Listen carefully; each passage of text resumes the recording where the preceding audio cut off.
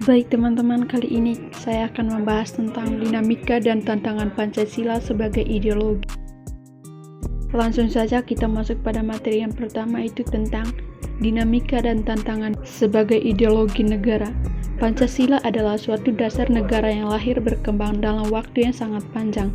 Pancasila bersumber dari adat istiadat, agama, dan cara pandang manusia, sehingga nilai-nilai dari Pancasila sudah diakui oleh kebenarannya dan diangkat menjadi dasar negara Indonesia.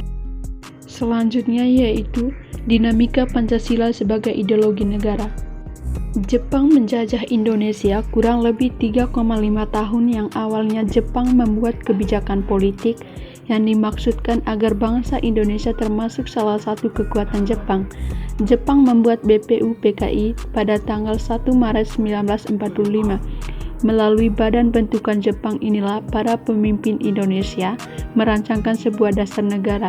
Sebagai dasar negara Indonesia muncul dalam periode ini pemikiran mengenai Pancasila sebagian besar bersifat ideologis.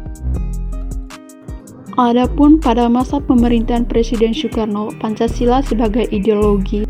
Dalam masa pemerintahan Presiden Soekarno, sebagaimana diketahui, Soekarno termasuk salah seorang perumus Pancasila dan memberi nama Undang-Undang Dasar Negara. Yang kedua, pada masa pemerintahan Presiden Soeharto, Pancasila sebagai ideologi pada masa pemerintahan Presiden Soeharto diletak pada kedudukan yang sangat kuat melalui TAP MPR nomor 11/1978 tentang permasyarakatan P4. Pada masa Soeharto ini pula ideologi Pancasila menjadi asas tunggal bagi seluruh organisasi politik pendidikan Pancasila di perguruan tinggi. Yang ketiga itu pada masa reformasi. Pada masa reformasi masih mengalami pasang surut, yakni enggannya para penyelenggara negara mewacanakan tentang Pancasila, bahkan berakhir pada hilangnya di kurikulum nasional.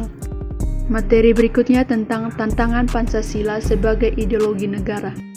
Sejalan dengan berjalannya sebuah negara Indonesia, ideologi Pancasila yang terbentuk mengalami ujian dan dinamika dari sebuah sistem politik.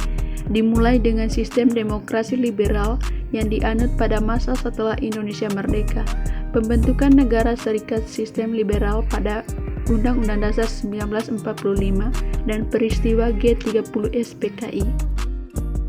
Materi berikutnya tentang tantangan yang diterima oleh ideologi pada saat ini juga menjadi sangat luas dan beragam. Contohnya, beragam banyak agama Indonesia yang terkadang menjadi alasan memicu konflik horizontal antar umat agama.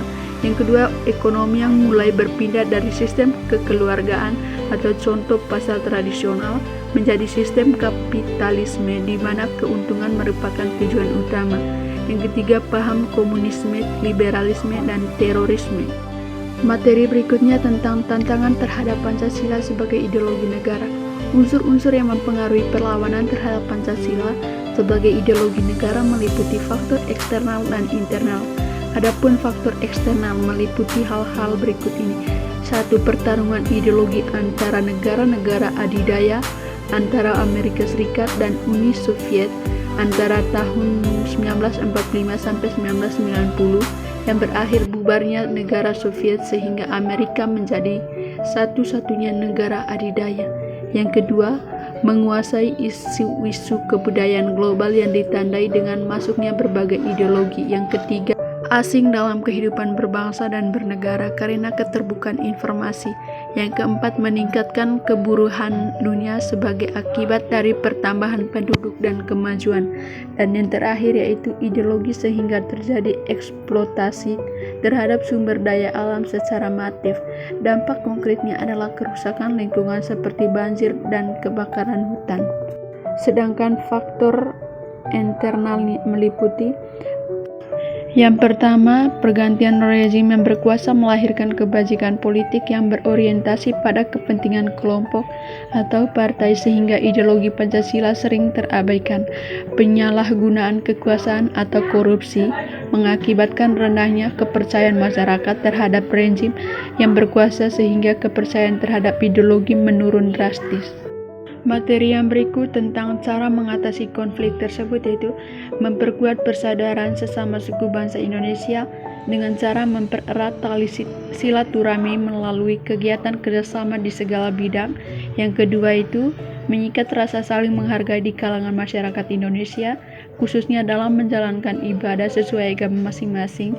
Yang ketiga, tidak mudah emosi, tidak menyimpan dendam kepada orang lain, bersikap sopan dan santun dalam bertindak dan bertutur kata. Yang keempat, menumbuhkan sikap gotong royong dalam kehidupan bermasyarakat. Yang terakhir itu menerima kenyataan bahwa di Indonesia banyak perbedaan-perbedaan menjadi fitrah bagi masyarakat. Materi yang terakhir yaitu tentang 3 dimensi hakikat Pancasila. Ada 3. Yang pertama itu dimensi realitas, mengandung makna bahwa nilai-nilai dasar yang terkandung dalam dirinya bersumber nilai-nilai real yang hidup dalam masyarakat. Yang kedua, dimensi identitas, mengandung cita-cita yang ingin dicapai dalam bidang kehidupan bermasyarakat, berbangsa, dan bernegara. Yang terakhir itu dimensi fleksibilitas, mengandung relevansi atau kekuatan yang merangsang masyarakat untuk mengembangkan pemikiran-pemikiran baru tentang nilai-nilai dasar yang terkandung di dalamnya.